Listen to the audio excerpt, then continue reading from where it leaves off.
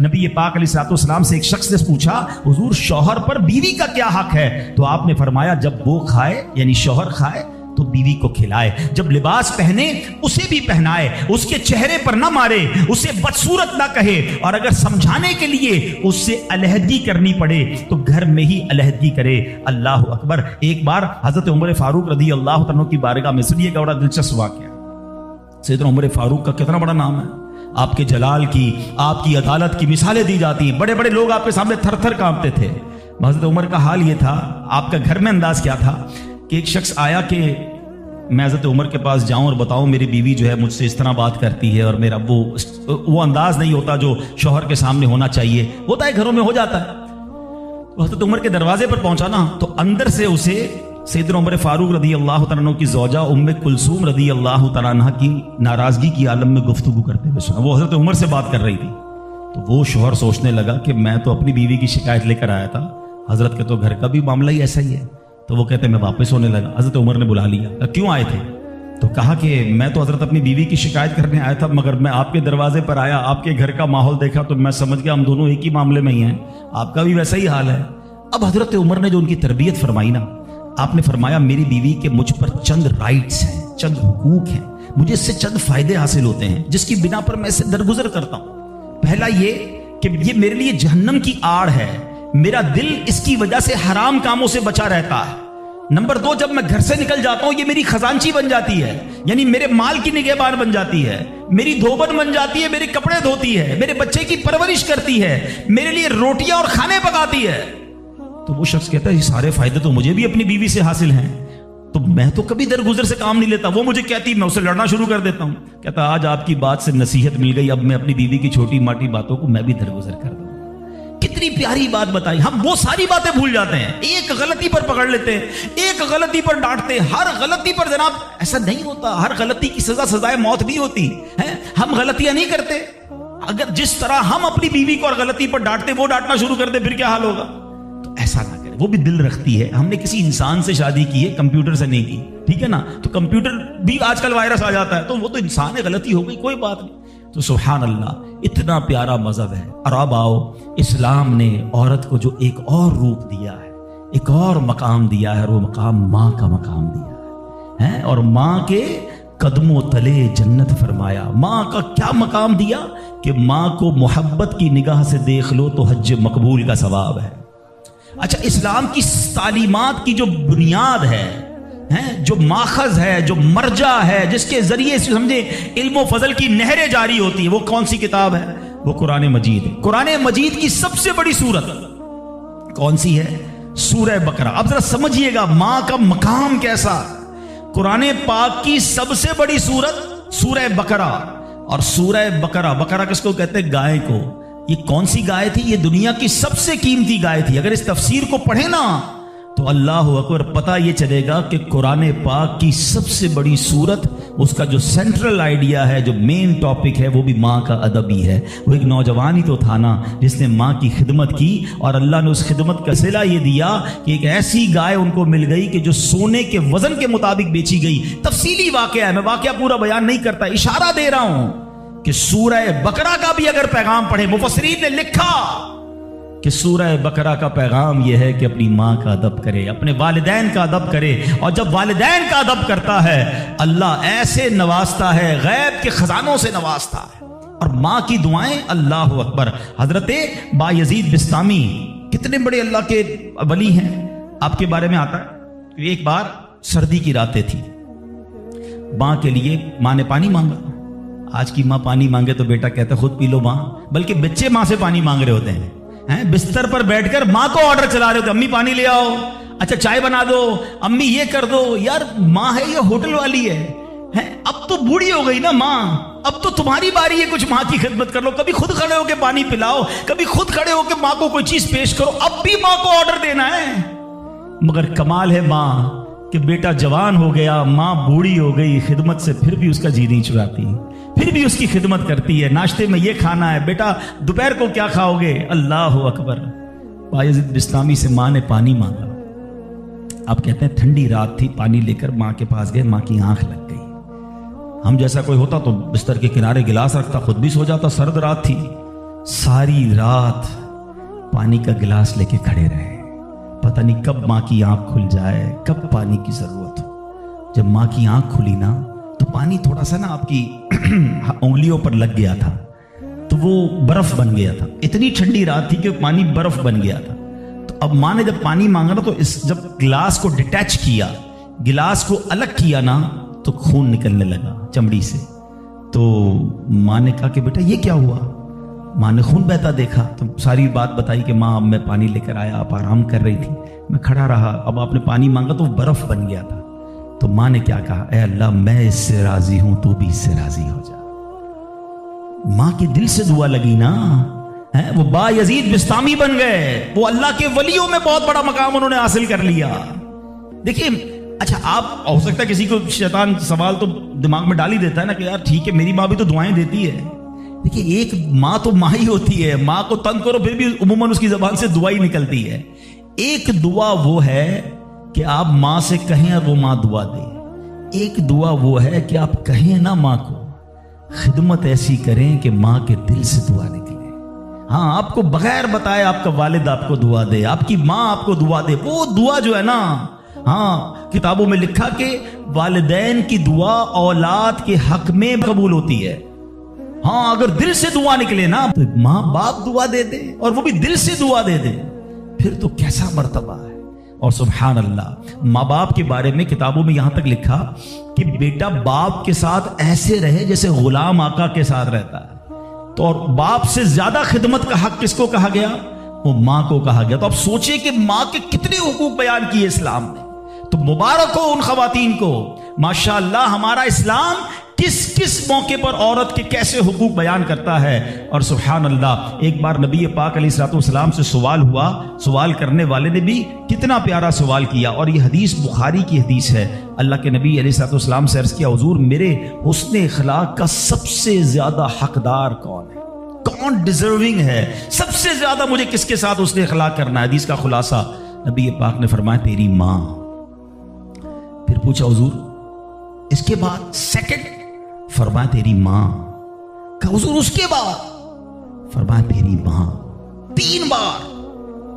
फिर कहा हुजूर उसके बाद? फरमाया तेरा वालिद।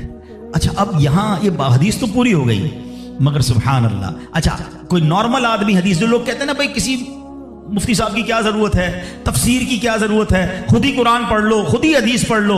आज के दौर में कोई नॉर्मल आदमी हदीस पढ़े तो खुदा ना खास्ता इसका रिजल्ट क्या लेगा? चलो भाई अब वालिद को पूछना ही नहीं है, 3 बार माँ का फरमाया नबी पाक ने, माँ की खिदमत करो, अब्बा को डालो साइड पे। नहीं, अब इसकी इंटरप्रिटेशन पढ़ना जरूरी होगी, अब इसकी तफसीर और इसकी शरह पढ़ना जरूरी होगी। अल्लाह अकबर, उलमा की शान देखें। पहले तो उलमा ने यह डिबेट किया कि नबी पाक ने 3 बार माँ क्यों कहा, 1 बार वालिद क्यों कहा? क्योंकि अल्लाह के नबी की जबान से जब भी जो निकला वो हक निकला, वो ऐसे ही फजूल कोई बात नहीं होती। हर बात जो है वो बड़ी लॉजिकली, बड़ी डिटेल्ड और अल्लाह अकबर वो अल्लाह की तरफ से अता होती है। सैयदी आला हजरत फरमाते हैं ना, वो दहन जिसकी हर बात वही खुदा, चश्मा-ए इल्म हिकमत पे लाखों सलाम, वो ज़बान जिसको सब कुन की कुंजी कहें, उसकी नाफिज हुकूमत पे लाखों सलाम। उलमा कहते हैं 3 बार जो माँ कहा है ना, ऐसे ही नहीं कहा। माँ के बच्चे पर 3 एहसान हैं। नंबर 1, माँ बच्चे को पहले 9 माह अपने पेट में पालती है, उसकी जिस्म में कितनी तब्दीलियां होती हैं, कितनी तकलीफें वो उठाती है। नंबर 2, जब पैदाइश होती है, राइट द टाइम ऑफ पैदाइश, वो बिल्कुल मौत के करीब से होकर आती है, शदीद दर्द और ऐसी कैफियत हो जाती है कि कई लोग दुनिया से चले भी जाते हैं। और तीसरी माँ मेहरबानी क्या करती है कि अपने बच्चे को फिर पालती है। फरमाया माँ 3 एहसान करती है बच्चे पर, इसलिए 3 बार माँ कहा। और इन तीनों एहसानों में वालिद एक एहसान करता है, वो बच्चे को पालता है, इसलिए 1 बार वालिद कहा। सुभान अल्लाह, एक एक लफ्ज हिकमत भरा है। अब उलमा कहते हैं इस हदीस का मतलब ये होगा कि इज्जत वालिद की ज्यादा करेगा और खिदमत माँ की ज्यादा करेगा, यानी वालिद का भी एहतराम है। अल्लाह अकबर, ये हमारी शरीयत है। इस्लाम से पहले के हालात देखें ना औरतों के बारे में, तो हैसियत क्या थी कि वो मर्दों की ख्वाहिशात पूरा करने के लिए खिलौना थी। औरतें दिन रात मर्दों की खिदमत करती, मेहनत मजदूरी भी औरतें करती اور جو کچھ کماتی وہ مردوں کو دے دیا کرتی، مگر وہ ظالم مرد ان عورتوں پر کچھ بھی خرچ نہ کیا کرتے، عورتوں کو جانوروں کی طرح مارتے پیٹتے تھے، ذرا ذرا سی بات پر عورتوں کے کان، آنکھ اور ناک کاٹ دیا کرتے تھے، عورتوں کو دردناک سزائیں دے کر قتل کر دیا کرتے۔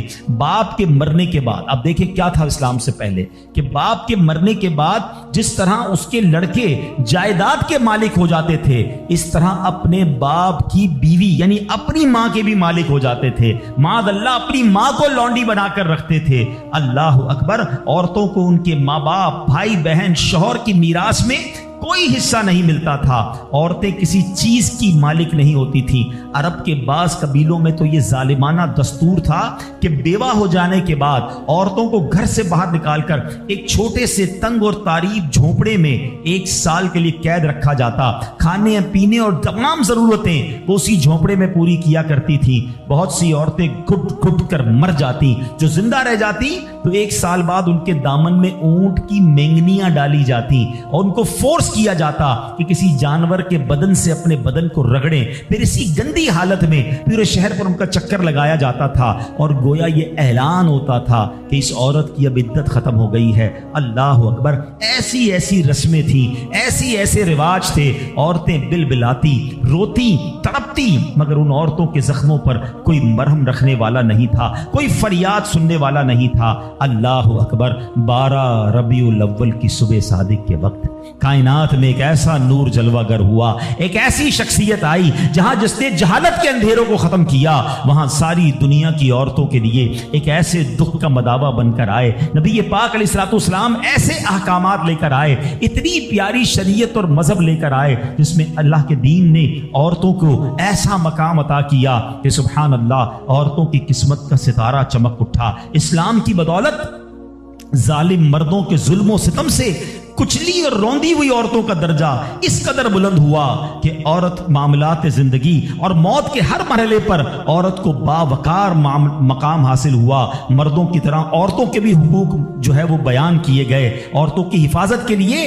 احکام خداوندی نازل ہوئے، عورتوں کو مالکانہ حقوق مل گئے، عورتیں اپنے مہر کی رقموں، اپنی تجارتوں، اپنی جائیدادوں کی مالک بنا دی گئیں، اپنے ماں باپ، بھائی بہن، اولاد اور شوہر کی میراثوں کی وارث قرار دی گئیں۔ الغرض وہ عورتیں جو مردوں کی جوتیوں سے بھی زیادہ ذلیل و خوار تھیں، انتہائی مجبور و لاچار تھیں، وہ مردوں کے دلوں کا سکون اور ان کی گھروں کی ملکہ بن گئیں۔ چنانچہ قرآن مجید صاف صاف لفظوں میں خواتین کے، عورتوں کے حقوق بیان کرتے ہوئے ارشاد فرماتا ہے، بسم اللہ الرحمن الرحیم، خلق لکم من انفسکم ازواجا لتسکنوا الیہا وجعل بینکم مودۃ ورحمہ۔